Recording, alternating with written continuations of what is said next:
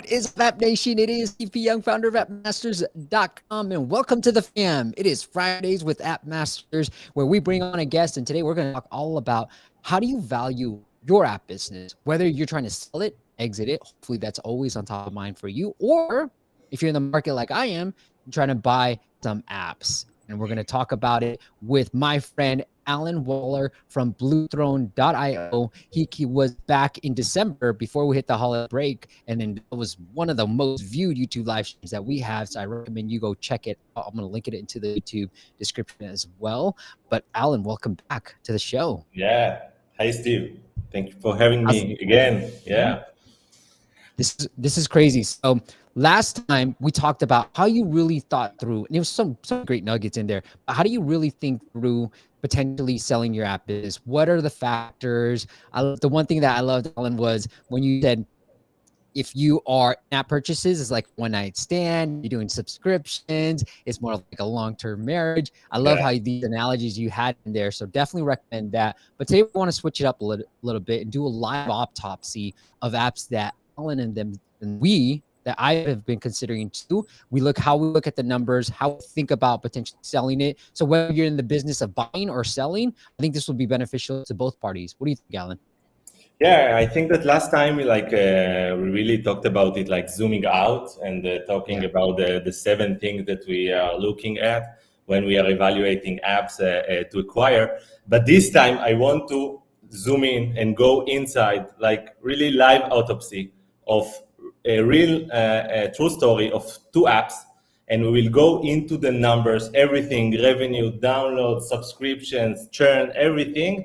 And at the end of this session, you will know which app is worth $1 million. And in fact, this is an app that we acquired for $1 million ourselves. So it is a true story, and it will be exciting.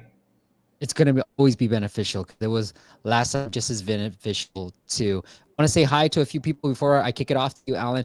Yeah. We got Noah in the house. What's happening, Noah? Son's name is Noah as well. So really cool name. Miguel, how's it going? Ratsy, and then Adrian is here too. If you're here watching, put it into the chat and say hi as well. All right, good. Hey, what's up, Joe? And then Romaine is here too. Let us know where you guys are from. All right, Alan, I'll kick it off to you. And I know you got something you want to share. You want to... Yeah, let me try to share the presentation. I'm having trouble sharing my screen as well. So yeah, window like. I recently switched computers, Alan. I don't know if that's what's causing things to. Can you see my screen, Steve? Yeah, here we go, my friend. Yeah, can you see everything? Because I'm like in play mode in Keynote. Yeah. Yeah, you're good. Okay. So welcome, guys. Happy to rejoin Steve after a great session, like in what was it, 2 months ago, something like that. Yes, sir. And now we are going to like a live autopsy, and basically we are going to see how to value your app business. You know, Steve, app business is becoming more and more tough to handle and tough to understand what is really going on there, because once you have the subscriptions parts.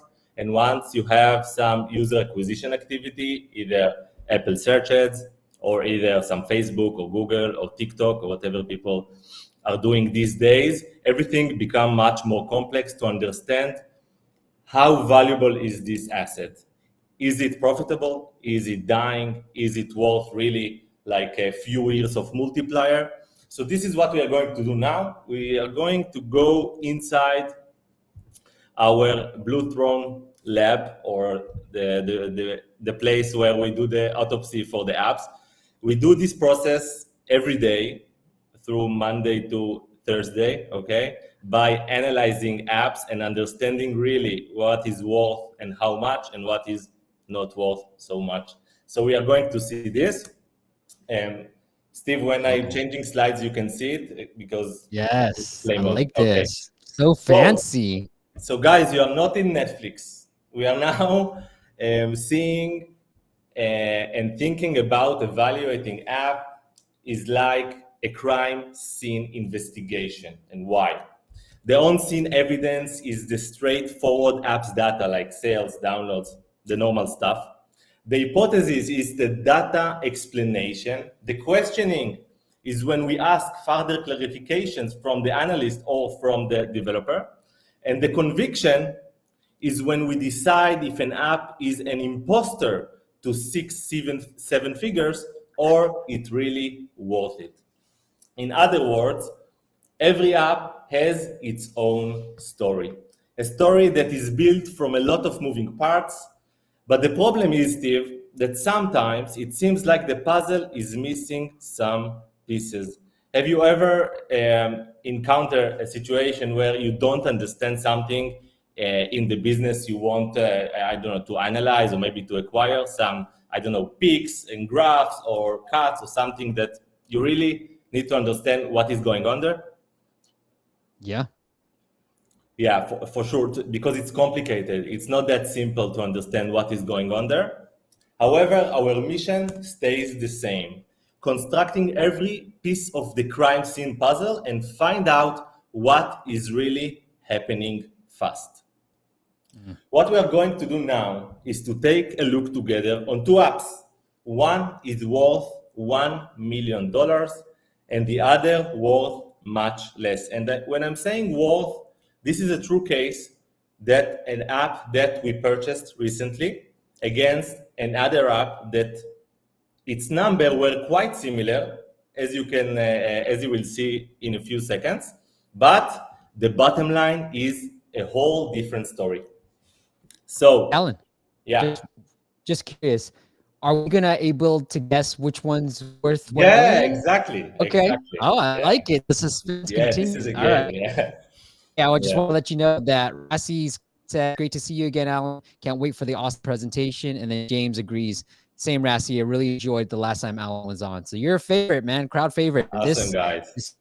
I love Yeah. it. This is a good teaser too. All right. Yeah, I love want this to see suspense. your faces at the end of this presentation. I'm sure that you will be shocked, guys. I love it. Okay. Yeah. So how we are going to do it? You will wear the investigator's hat, and together with me, we will go over 5 evidence of these 2 suspects, and in every step, you'll vote which one is the $1 million app and which one is the imposter. This is, Steve, is the $1 million question, but it really is, right? Yeah, I love it. So what do you think, guys? Are you ready to go into it? Yeah, are you guys ready? Let's do this. Are you guys ready? Leave in the comments.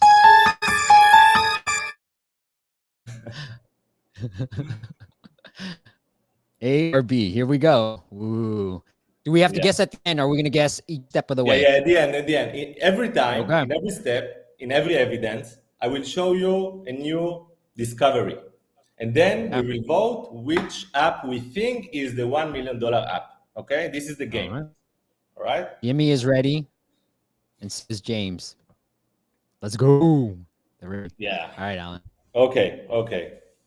Just to understand, the issue here is, I heard it in a podcast of some VC named CoVenture, their CEO. He said, the difficulty today is giving a quote to a new asset class that no one knows how to value.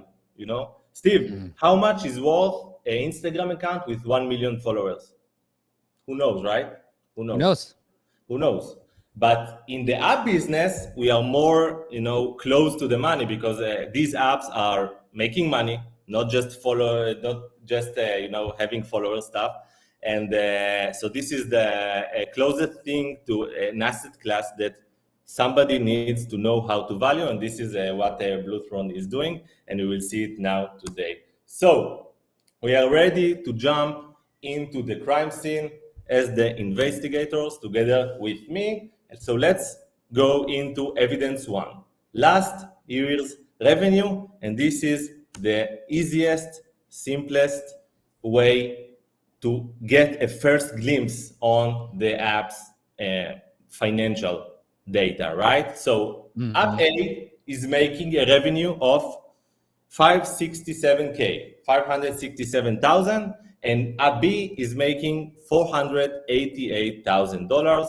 And now it is time to vote for the first time which app you think is the $1 million app. Okay. But we need more information. I'm gonna hold off. So You're you gonna guys hold can on. vote Okay. AB. All right. But I'm gonna hold off because I need a little bit more You need more information. evidence. Yeah. I need more evidence right now. I'm Yeah. gonna hold my vote. But if you guys want to vote right now, AB. I know Rassi put B. It's because they just saw the blue. And then I know Jimmy put blue right now. But all right, let's go to the next one. I'm writing all this down. Hold Yeah. on. So Steve, the Take numbers notes. are pretty close, right? Like less than Right. 100K difference. So it seems like same level asset class, right? Okay. Evidence 2, source of traffic. Ooh, I like So it. App A is 100% organically. As we see in the screen, in this case, we see 99.5% of the traffic is coming from App Store search. And I can tell you, there is no Apple search ads campaign. As you probably know, Apple is pretty smart there. When you launch an Apple search ads campaign, you will see it mixed together with App Store search. But in this case, it's all 99.5% organic. Okay, this is App A. App B is spending in the last year $16,000 on UA spent. They bought 17,000 units. And the screen that we are seeing here is the App Store traffic source distribution. And we see here 88.5% of the traffic is coming from App Store search, and the other percentage is coming from web and app refer. And they also have some traffic from their Google Play Store. Okay, but the thing is that this is an app that is spending $16,000 on UA. It is just 3% of the yearly revenue. So it's still, I don't know, it's okay, it's not okay, we will decide in a few seconds. But comparing the two, App A, 100% organic, App B is involving a user acquisition activity of 16,000, which is about 3 to 4% of their yearly revenue. This is time to vote, guys. Steve, All what do right. you think? We got some votes. All right, Alan. So I've got 5, 6, 7. If I took my notes right, in yearly revenues, about 5, 6, 7. I think B was like 488, a little bit less than 5, if I remember correctly. Yeah. Okay. Yeah. And so right now, given the revenue number, not knowing what the monetization is, I actually like A better right now. Because I like the organic side. I know 100% is organic.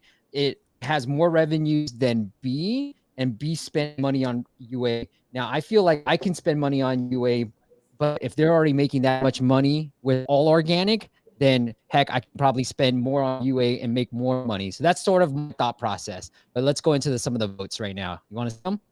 Awesome. Yeah. There are some responses. Some guys are going to A or B. Yep. So I'm saying B. Jimmy's still going B. I like this. Dorius is B. Just say I feel like B, undiscovered upside from James. And then Joe still reserving. Petro has B. Adrian's A. It's with me. B. Who knows if A can actually, Ram says, who knows if A can actually acquire users effectively? The guy like, no. I want to go back to A. James, I'm still at B. Okay. All right. And then we got some A's, A. Guys, So this is the $1 million question. Yeah, we need it to looks have pretty split. some certainty. Yeah, we can split, but you will lose half of your money. We'll see why in a few seconds.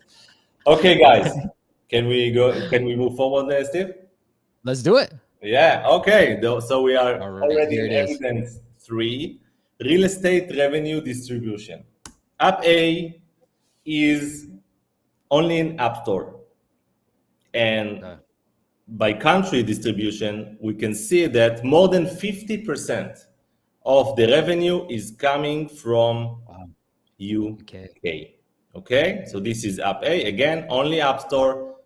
More than 50% is coming from the UK. And you know, Steve, yes, for UK, it ranked for specific keywords, right?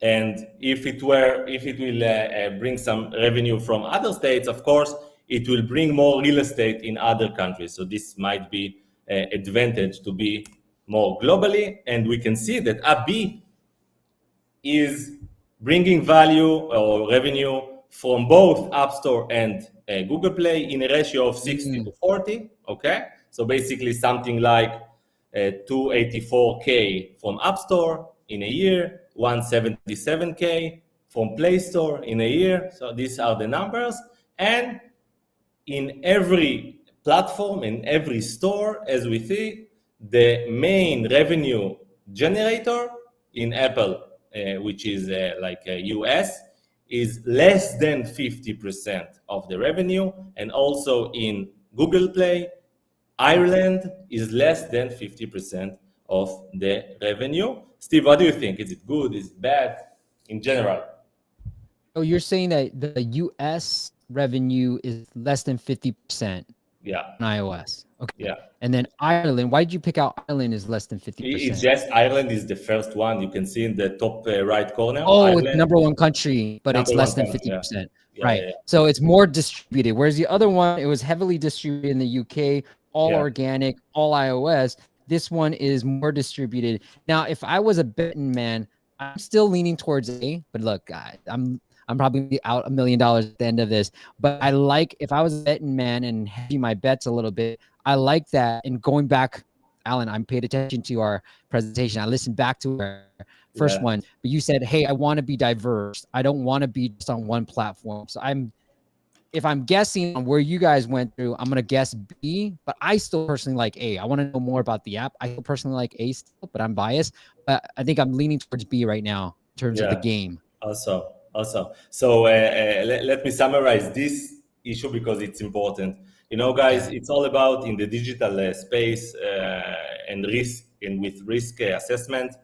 It is all about digital real estate, right? So if I am in two platforms in a lot of countries, it means that basically I'm duplicating the world in terms of real estate, right?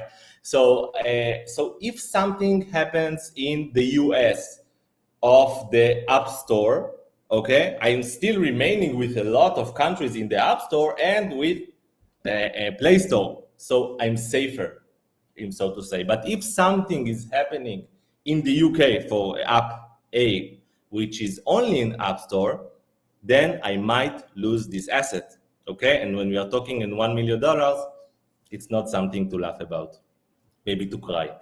So let's understand now with all these three evidence, what do you think now? App A is the $1 million app or app B? Time to vote. Time to vote. All right. I want to say Michael says, this is so cool. And I agree. I'm literally taking notes as we speak. So if you see me looking down, I'm taking notes right here as we speak. But Captain Michael says is better. James says still be here. Adrian kind of agrees with me, but based on the current data, I'm gonna go B right now. I'm gonna change my vote because I remember what you told me last time. So I'm gonna go B. Alan, B. My vote right now. Okay. Okay, let's move forward to the fourth evidence. We have just five in this scenario. So we are moving quite good. So apps complexity. Okay, also 2 months ago we talked about apps complexity. App A is API based. When I say API, it's not that they are, they are just connecting to an API to get the content basically, and they show it to the end user. App B is content based, which means every month or every at least a quarter you need to upload new content. The content is theirs, is unique, and when you buy the app, you buy of course also the rights for the content. Okay, so now we have app A and app B with this evidence number 4. What do you think, guys? Which app is the $1 million app? Elsmar says B. Petro says B is quite obvious. B for diversification. And then we got your brother Adon saying best brother in the world. Look at that. I'm showing some brotherly love. So like B right now. I'm going to keep my vote with B. Maybe you're selling it to me too, Alan, because you said, hey, if I get this, they have their own content, then you also get that content as well.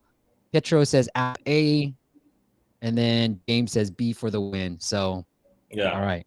The Yeah. suspense Okay. continues. We still have number Nice. Nice. 5. So when we talk on apps complexity, yeah, our goal is basically to have the less complex app when we want to acquire something. However, when you buy something with API that everyone else can duplicate and copy in like less than a few days, then you are risking yourself. However, when you have a content-based app, it's true that you need to upload some content and do some stuff, but you have something kind like modes around your business, because this is content that people spend like years to create, and then you get this content and you can use it. Of course that you need to put some more content, and this is the less fun stuff. So let's go to the fifth avenue, and I think that after this evidence, I hope we will all know the correct answer, which app is the $1 million app and which one is an imposter. Let's see. I don't know. Okay. So new money or new revenue versus old revenue growth. So when I'm going, Steve, if I'm going to the analytics, I can see, okay, how much money this app made in the last year, right? Mm-hmm. And the numbers are quite close, 560 something and 488, right? Less than 100K. But if you go and check the activation, the new subscribers, okay, that the app is gaining throughout the year, then you're starting to see a concerning thing. In this case, in app A, and guys, this is a true story, okay? It's not invented or something. This is true screenshots, and the insights are these. Only 5% of the money the app is gaining is from new money, which means Wow. all the app is relying on is old money. Okay, so basically, if I go to buy this app, I'm expecting to get all the old money, which is kind of like unlocked in the app because there are subscription and churn, and we can calculate it. But there will be no growth because the churn is faster than the new subscribers that are arriving to the app. Does that make sense, Steve? Yeah, absolutely. So what you're buying here? What you're buying here? You're You're buying old money. You're switching money for money. You're buying right. 5% new money. What you're buying here? Maybe in an app, content. I don't know. Good questions Yeah. that we need to have some answers. App B, over 50% is coming from new money. So there is a good Wow. distribution between new activations. When I say activations, I mean activations to paid, not to free trial. You cannot go to buy groceries with free trials. At least I don't know how to do it. But 50% of the money, of the revenue at the moment is coming from new subscribers, which means what? In the next year, what we can expect to get at least 50% of the new money. And now, if the churn of old money, old revenue, old subscribers is lower than our ability to create new money or new activations or new subscriptions, then we are growing. We are not dying. Okay? Yeah. Yep. Steve, does that make sense? Absolutely. I mean, after you see this chart, you're just kind of like, I think there's a clear winner here. Okay, so before we are seeing who is the $1 million app and who is the imposter, as an investigator in a crime scene, we put everything on the board and then connecting the dots. Of course, that I guess and I hope that evidence 5 move the needle to everybody that maybe suspected that app A is the winner. So final vote, maybe I'm wrong, so correct me. Who's the $1 million app and who's the dying app, guys? All right. Final vote, guys. Put it in. We will give you some time to put it in. But here we got some people voting right now. So Maybe I can Romain pull another says, evidence in the future, so be aware, maybe. guys. All right. So James says 100% B is the choice to make. We do think that a lot of people are saying that A is a rough business. We got Miguel.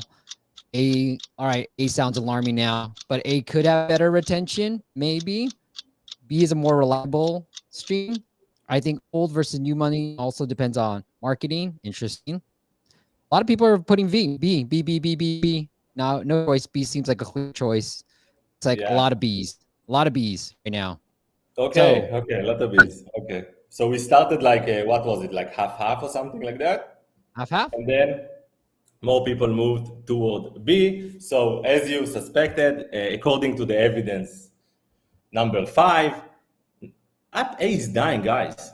If you will buy it, you will buy it basically based on last year's revenue, but you won't have this revenue in the next year unless you invest in marketing and stuff, in other evidence maybe that we will discover in the future. But when we are seeing an app that is keep losing subscribers and not gaining any new subscriptions, it's a race to the bottom, right? So this is app A. This is what happens. And to be honest, Steve, the seller, he looks back. He looks back at the 500,000, and he's quite sure he will do it again in the next year. Okay, They so always he's do. evaluating his app around the $1 million mark cap, right? Mm-hmm. Abi instead is a really good business to invest in. It is stable. I can tell you that even its subscribers are growing slowly. So without a lot of user acquisition activity, this app is making almost $500,000, which means that once we will invest in user acquisition and in some more marketing stuff, conversion stuff like that, that maybe we'll talk in the future, then we are expecting to see great results. The seller himself is going home with $1 million, and then he can go and move Wow. forward to his next project, which is Wow. great and exciting also for us, also for him, a great win-win situation. And as somebody said there, Steve, there are additional evidence basically. We are not just looking at these 5 evidence. As I I said, was going to every ask app about this. has its own story. Sometimes it is similar to something that we already see. But let's move on these quickly. UA opportunity. When I say UA opportunity, basically we have 2 things that we are looking at. One is the cost per acquisition, right?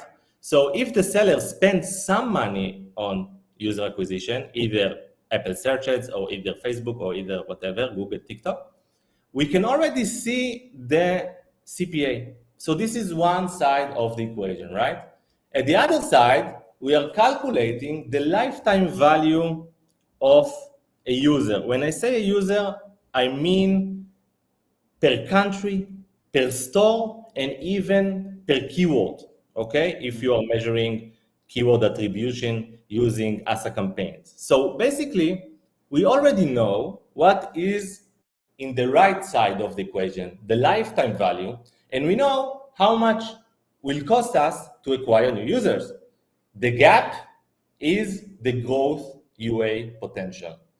The bigger the gap, the bigger the opportunity to invest a lot of money. Of course, there are some complications with this. Let's say I'm spending now and I'm acquiring user for $1, and after a year, because of the subscription, I'm getting back, I don't know, let's say $3, right?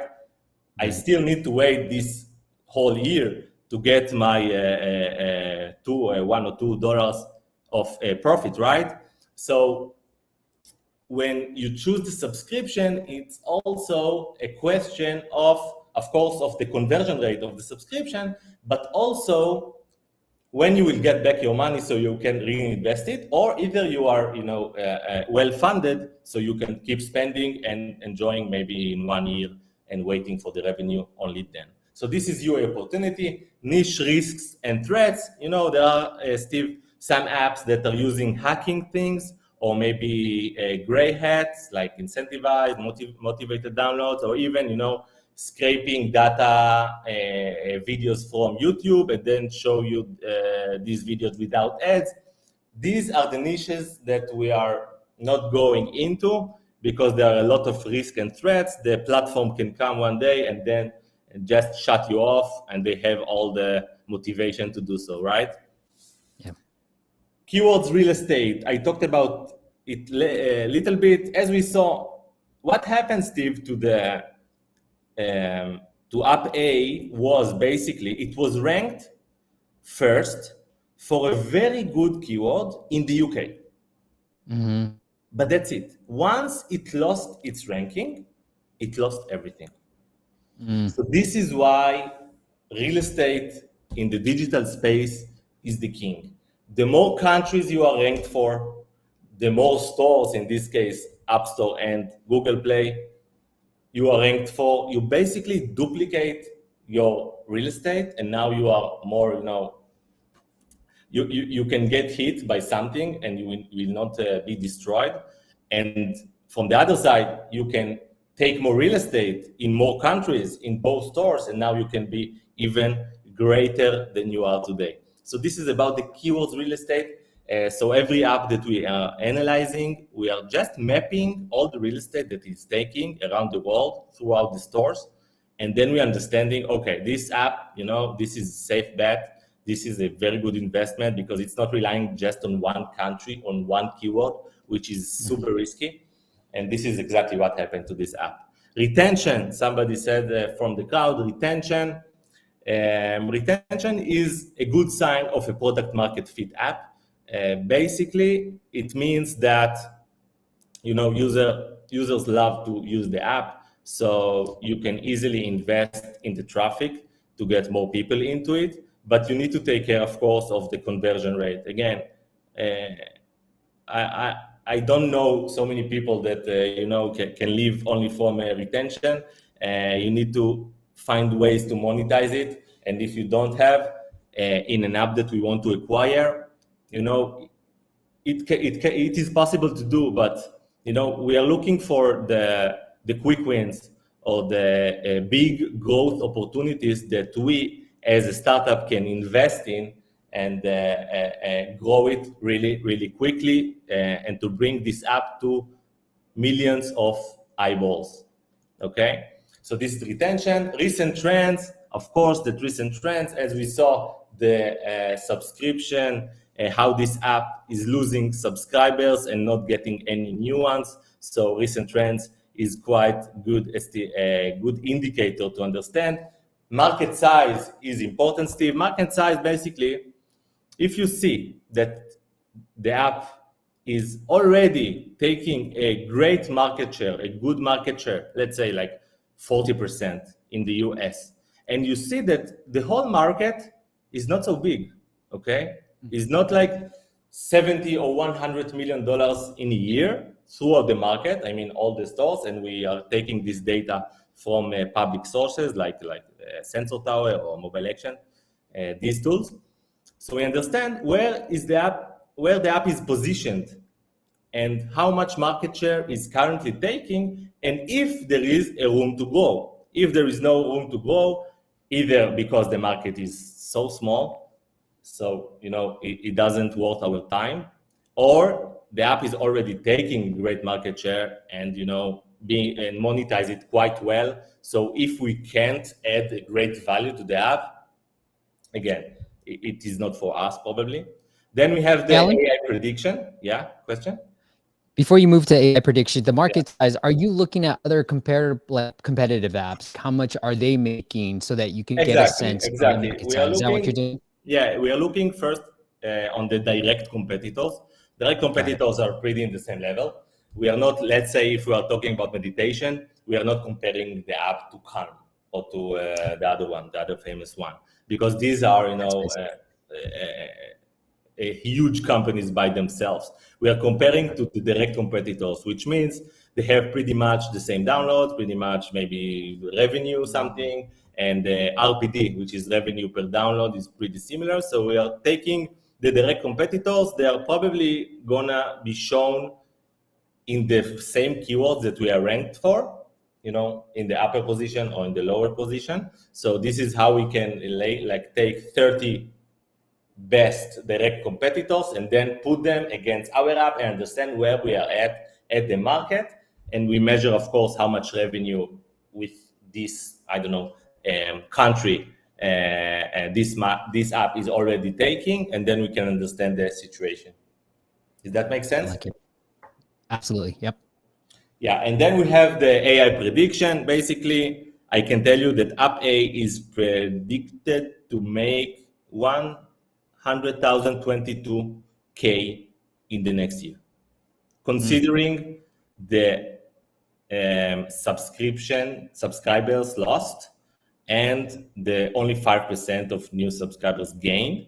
So basically, if you were to spend $1 million, you're going to recoup maybe 10% and maybe even less, okay? So this is not a good investment, probably. Of course, the next thing after we are running the prediction, we are looking at the app age. More than 12 months means, that we have enough data to understand what is going on throughout the year. Maybe there are some trends that we need to be aware of, summer, winter, stuff like that. And maybe, we can see 12 months so we understand everything that might happen in the next year. And then, of course, the offer conversion. What is the conversion rate from downloads to buyers?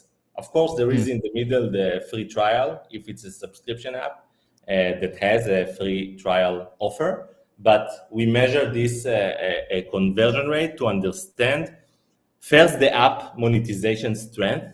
Again, we can compare to the direct competitors, so we can understand pretty much what is going on there. And first and second, we need to understand who is the avatar. Who is the avatar? The user that downloading the app. Is he willing to pay, or it will be much more difficult for him to, pay for subscription or even for in-app purchase in the app. So we measure everything and some more metrics that we are looking at to see and to gather all the evidence all together, and then we can understand if the app is a good investment or it is not.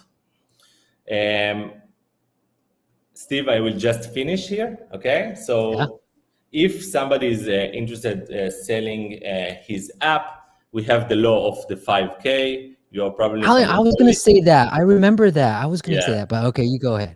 Yeah. So 5K means that the app is making at least $5,000 per month, and it has at least 5,000 downloads per month. So if somebody will come and his app is making only 4,000, it doesn't mean that it will not fit. But basically, this is a kind of like of benchmark that throughout time we understood that if an app is crossing the 5K benchmark, $5,000 per month, okay, it means that it has a good potential to become a king niche, of course, with the all evidence in mind. And $5,000, again, it is attraction. You can go tomorrow and buy user acquisition with $5,000 downloads. This is not what I mean, okay? We are looking for a good, ratio between organic and paid acquisition. Basically, like 70-30 is the maximum. More like 80-20 toward the organic, because we know that we can do some great stuff with acquiring users. So this is our threshold. But I also saw, Steve, apps that are 100% user acquisition, and still they are, for every buck they are investing, they are making like 1.4 in a few months from now. So this is a kind of like of money machine. This is also something that might be interesting, but it will probably make more than 5K per month. So if you guys are interested to get some free app evaluation, we have a tool, a great tool already. We have some great leads that came from the last show, Steve. and I need to check what about the deals, but I will keep you updated. But basically, this tool, is a quick win for the developer to understand how much is his app currently worth. But if somebody wants to really get us working into the evidence part and to understand every inch of his business, because he is considering to sell his app, so he can reach us out, and then by email or by everything. We have WhatsApp, we have Telegram, we have everything, and then we can check it out, and if it fits, it's a win-win deal. Nice. I love it. The website, if you guys are interested in learning more, is bluethrone.io, bluethrone.io. It is linked up into the show notes as well. So go check it out right here. And then here is how you can figure out your free app valuation as well. You can click on that link and start this tool right here. Cool. I want to get into some of the questions. So back to your slide a little bit when you were kind of showing the offer conversion rate. What is a good conversion rate that we could go after? And so sometimes we talk about trial conversion, but for some, you were talking about like subscription, right? Like people who actually end up paying you. So what is that conversion rate that you are hoping to see? Yeah, so it's differ between niche to niche. So let's say if you are in a niche of, let's say, I don't know, some QR codes, stuff like, gray stuff. So you cannot expect a lot of people, to pay a subscription fee for something that they already have in their built-in iPhone, right? With the latest versions, right? So it really depends, but basically we see that a good conversion rate from once the people are in free trial to a paid ones is more than 30%. Okay, I mean they already started free trial and now they are converting to paid. Is more than 30% is pretty good number that we can see. And if we are looking like zooming out for a conversion rate from install directly to subscribers, a good number will be like more than 7% is already something that we can scale with, okay, with user acquisition, because this is something that might be fit as like a good money machine at the end of the day. But it depends, because if the cost per acquisition for say is really, really high, okay, then we know to acquire a user will be high, and then the LTV maybe will not make sense. And even if the conversion rate is good, again, what about the LTV? What about the lifetime value of the customer? Is it good? Is it bad? If I will invest $1, what should I expect? How much to gain? Even if the conversion rate is 10%, I don't know, for some offer. So it's really a game of evidence in this presentation, but basically of numbers, facts, and data that we are gathering all together, and then we understand the unit economy of this asset, so we can evaluate it and probably give a nice amount of exit to the developer. So when you said 7%, that is 7% is already something good. Yeah, something good. That the people who pay, the subscribers, over downloads, installs to subscribers. Yeah. Okay, got it. 7%. Cool. I love it. All right, we got some questions for you. Can you clarify on API base versus content base? I don't see how anything is mutually exclusive. Yeah. Can you see my presentation, Steve? Yes. Yeah. So API base, basically, there are a lot of APIs that are giving you the data already. So all you need to do is to connect the face of the app. Okay. And we had some app of it, of like this, that we saw that basically it took our great developer less than, I think, 48 hours, 2 days. It is not that he worked throughout the days, but in his working hours, and he made and replicate an app basically that is using some API, of course, paid API, but still API. So you don't have moats around your business. It is not bad. Maybe it's even good to start with some solution of API, and then if the app catch some traction, then maybe invest in your own content if you need, or invest some in more features or something to have some more diversity, maybe a unique selling proposition, USP, to the end user. But if the app is standing alone, even if it's making $500,000, as we saw today, but still it relies only on API, somebody can come tomorrow, duplicate what I'm doing basically, and then, maybe, outrank me from my only keyword in the UK. This is what happened here. I love it. Okay. The other thing I want to move on to is Josh says, so basically you want to invest in something on the way up, not the way down or even stagnant. But what do you think if the subscriber count is holding steady? Meaning maybe the new revenue is not coming in, but the old revenue is, the churn is not as high. What do you feel about that? I think that's what Josh is trying to get to. Yeah, so basically the churn, as we see it, when we are going to look at the 12th cycle and maybe even more, we can see that the subscription retention is more than 90%. So you get what I say? So if we are looking at the subscription cycles, of course, the first renewal is the big drop. Basically, it drops from 100% that activated the subscription, maybe to 70, even to 50, or maybe to 40%. So you already lost 60%, right? And then for the second renewal, there is another drop. But then if you can measure the third against the fourth, against the fifth, and you calculate the ratio, the percentage of the churn, it's about 94% if you're comparing one cycle to the next one.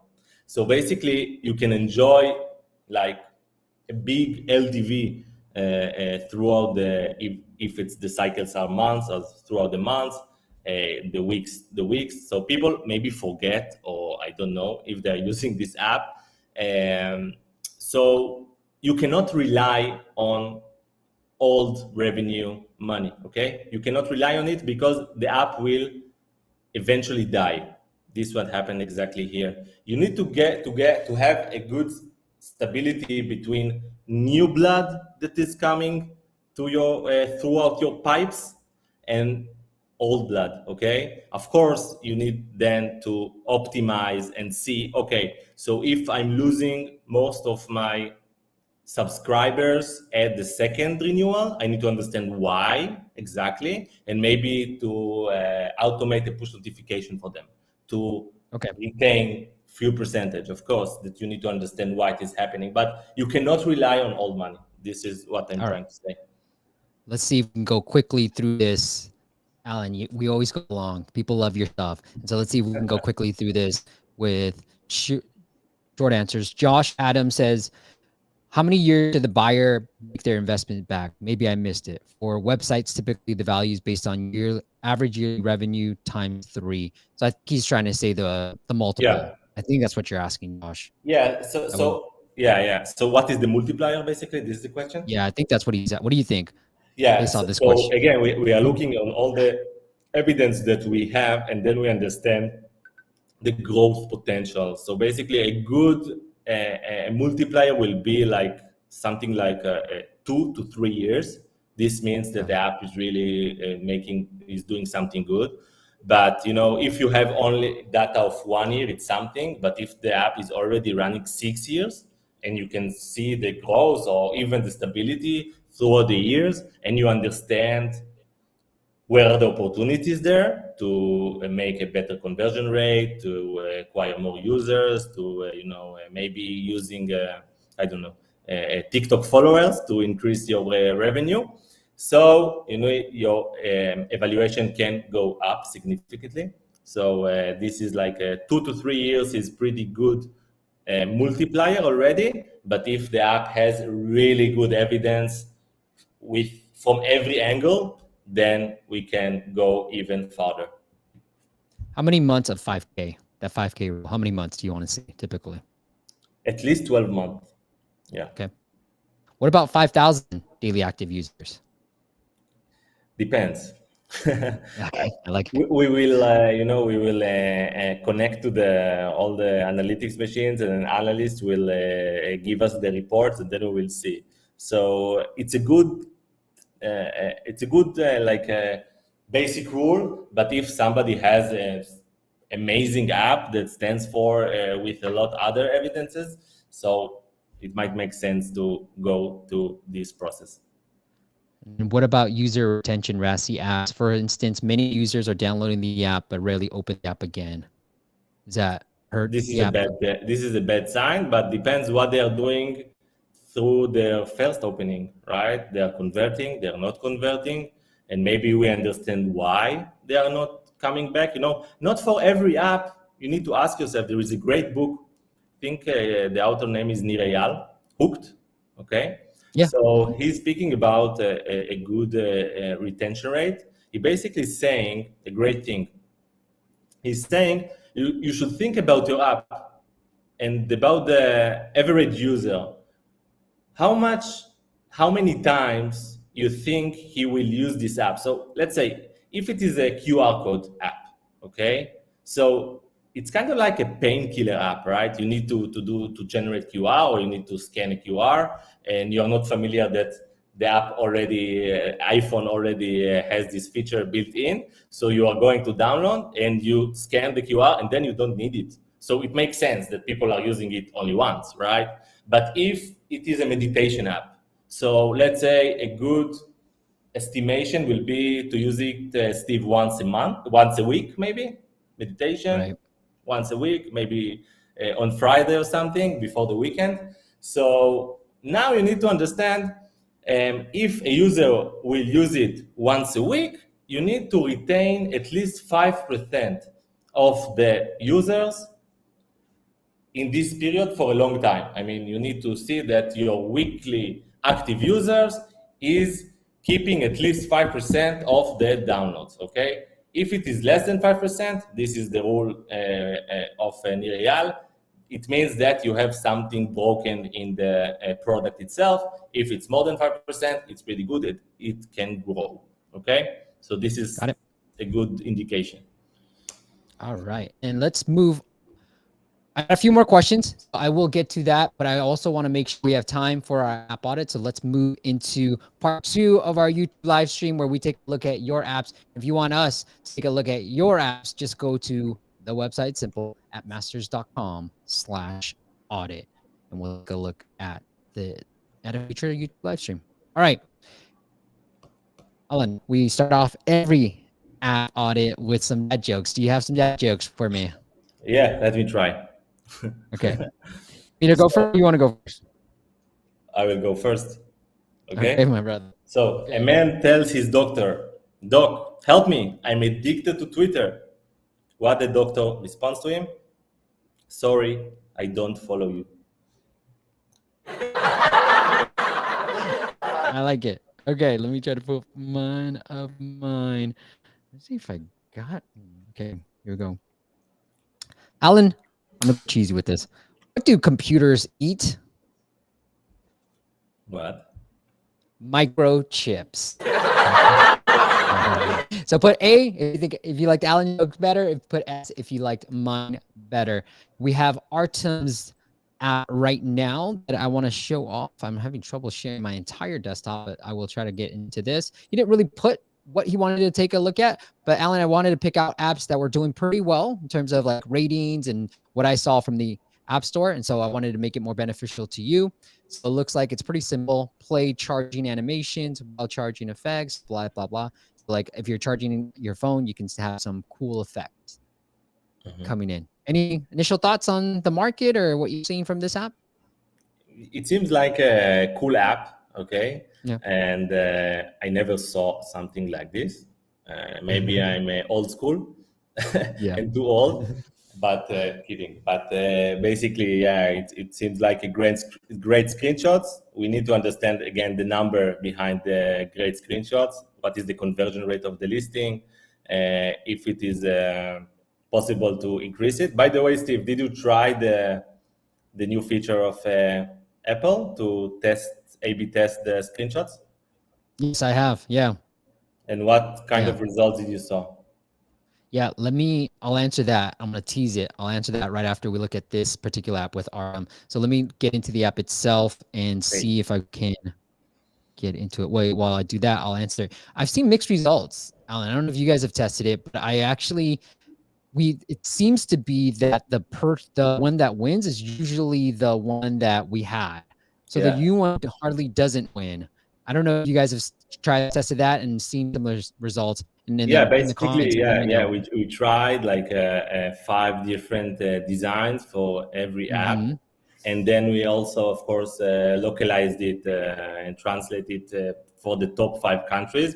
But again, amazingly, it was always the one that we were using converted the best, but the results were Right. pretty similar. It's not that something Mm-hmm. where out of I don't know if to believe to it or not, but this is the results. I think I'm having trouble sharing my actual window, my phone.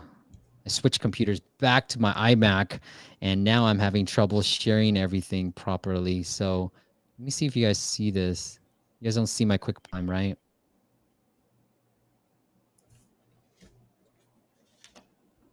No, doesn't look like shows. All right, I'm gonna try my best here to go through this. So there's a default animation prop in Artem's app. I'm gonna hit don't allow because, and he's got a longer pricing page that he's using right here. Unlock charging. Right. It looks pretty interesting. And then he's got a feature table and all that jazz and social proof. And I don't see what the pricing is, so I'm just gonna hit continue. And then now I'm able to Then see you the will see. pricing where Uh, he gives me a little bit a longer animation, a longer piece. So it looks like it's a 1 year free trial, and then I can click more options, which was hidden in the very beginning to see a little bit more prices. And there's a weekly one, there's a month one, and there's a forever package. So pretty interesting way of doing this. I like it so far. I'm gonna hit X out just to see. Oh, it looks like I can't. Let me see. He makes me double X out, and then I see a charging animation and the premium. mhm. So I like the app. I think it's interesting the way what we've been testing on our end is. So here it is. This price page, and bear with me because this sucks that I have to do it this way. But I want to test this. I rather show these three options because I feel like in that people want options, especially when they're about to buy. And what we've been testing is monthly, yearly, no trial, discounted. Mm-hmm. For example, here would be maybe the offer and lifetime, because I want to sell to Alan, right? I want subscription. I don't want the lifetime. So maybe I'll take that out, but I do want the yearly. So maybe the yearly is like $10 or $15 a year, no trial. And mostly nobody's going to pick it. But what we want to do is make that yearly 1 week trial more attractive. So that's the one thing that I would be testing on your end, Arda, if I were you. Does that make sense? Yeah, yeah, yeah. Can't share anything. Okay, let's get into this next app. Alan, I think you won the first one. So Adrian, thank you. Rassi, sorry. Steve A. Josh A. Jimmy A. Miguel S. S. I think you won that barely. 3-3-3. I think it's 3-3. So we need one more vote. Come on, guys. Give me one more vote, and then we'll decide the winner. The next vote decides the winner. Okay. Josh did ask this, said, for content-based apps, what do you do if you're unable to make new content that satisfy users? Alan? So what about this content with Alan, Yeah, with, yes. So app when we data you guys acquire, require? yeah. So when we acquire an app, of course, and all the rights and the legal stuff, of course, that we are getting the contacts of the people that already created the content, if they are like outsourced or if they are the developers themselves or something. So then we understand what really the app needs. Maybe this content, maybe some other, maybe it doesn't need so much content. Okay, so if the subscription retention maybe for meditation app is like 4 or 5 cycles, right, and you are losing subscribers, then I don't know if you need to invest every week in new content, maybe every month, maybe every quarter. So we basically willing to use and help the person that already did it, and then he manage it for us, or either we outsource and do it ourselves. Also fine. All right. And Captain said this, but I don't know if it's relevant.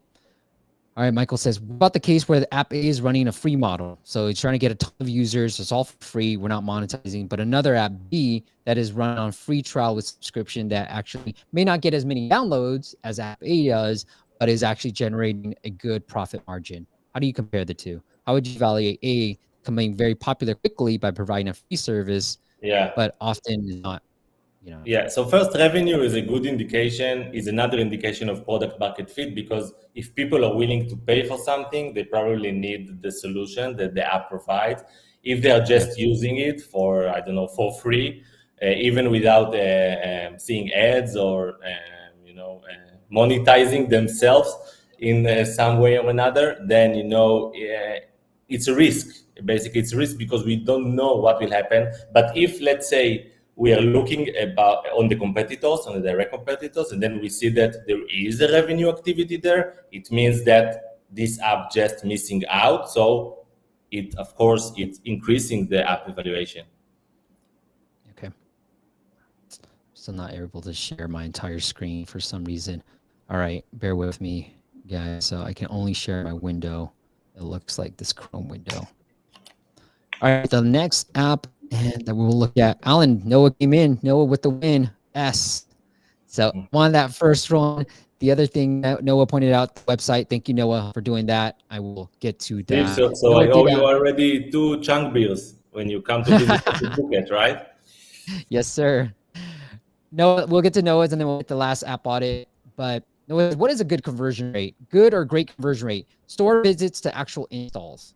Store visit to installs. So basically, this is the conversion rate in App Store that Apple is showing in the dashboard, right? So more than 10% is a great number.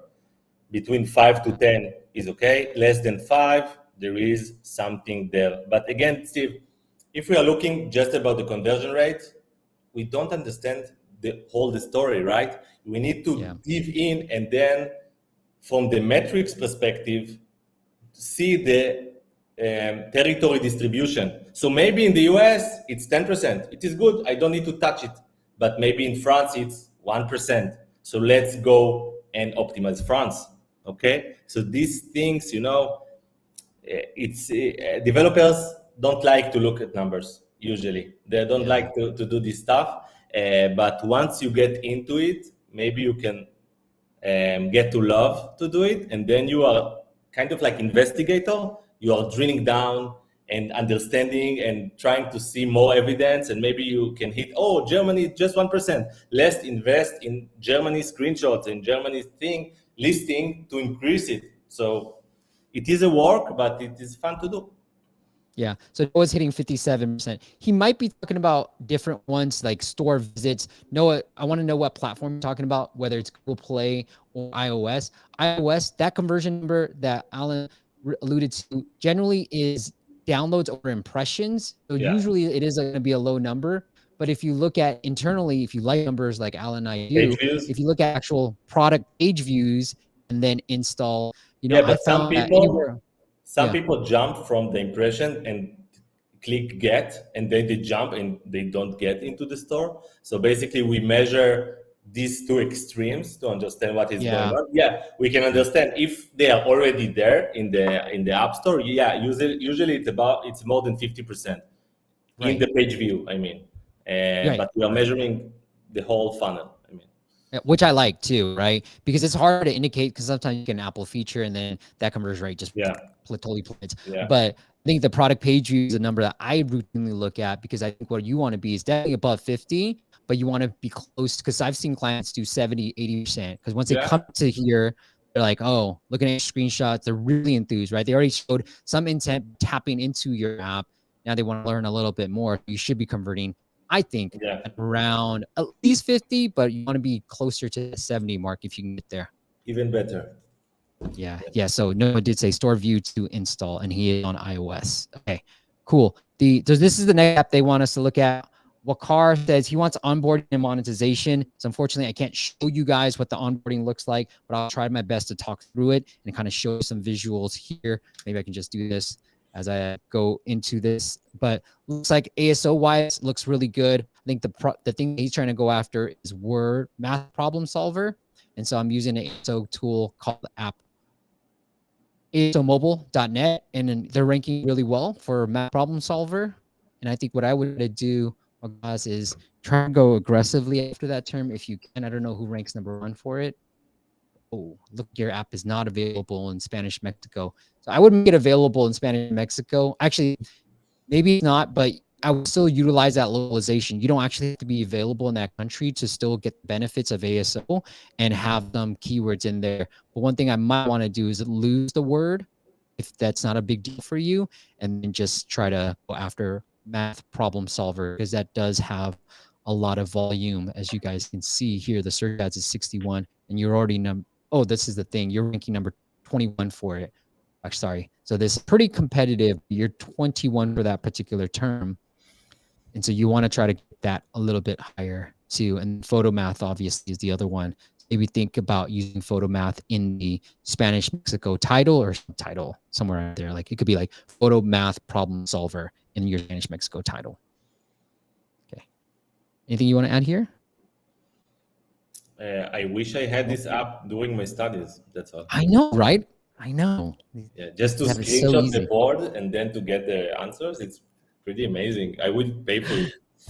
Yeah, I love that there's social proof in the screenshots too. So great job, Wakar, on this app. Let me try to show you guys what I'm going to be seeing from my phone. Here it is. This is the onboarding process. It's telling me to send push notifications. It's a great way to do it. So I'm going to hit don't allow, but people will hit allow. Learn math with step-by-step solutions from experts. Oh, so I'm trying to swipe across and I can't. So I'm going to have to hit next, but you might want to fix that. Complete math homework within 3 minutes by over 150,000 students. I love this social proof. My fancy camera is trying to blur me out. Let's start. And then I see, ooh, looks like it is convert there. It's an in-app purchase, a one-time in-app purchase. It's a starter pack. So you can get some help right here. Alan, I don't like this model. What do you think? Yeah. So this is the offer page? I can't really see. This is the offer page, yeah. Yeah. It's too busy for one, right? Too busy. Yeah. I don't like how my nails are so up there. It's too busy, and I don't like your monetization. It looks like it's a starter pack, so it's like a one-time. It looks like a consumable in-app purchase that I can continually buy, and I would try to think about going through that subscription route. But this pricing page needs a little help. It's just not well designed. It's hard to read. Very weird. Interesting. What is the conversion rate?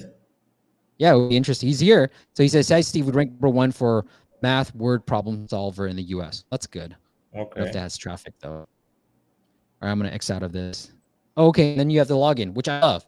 This is what I always talk to clients. Like, if you show the pricing page before this login sign up thing, then do it because it's beneficial. All right, let me sign in with Apple real quick.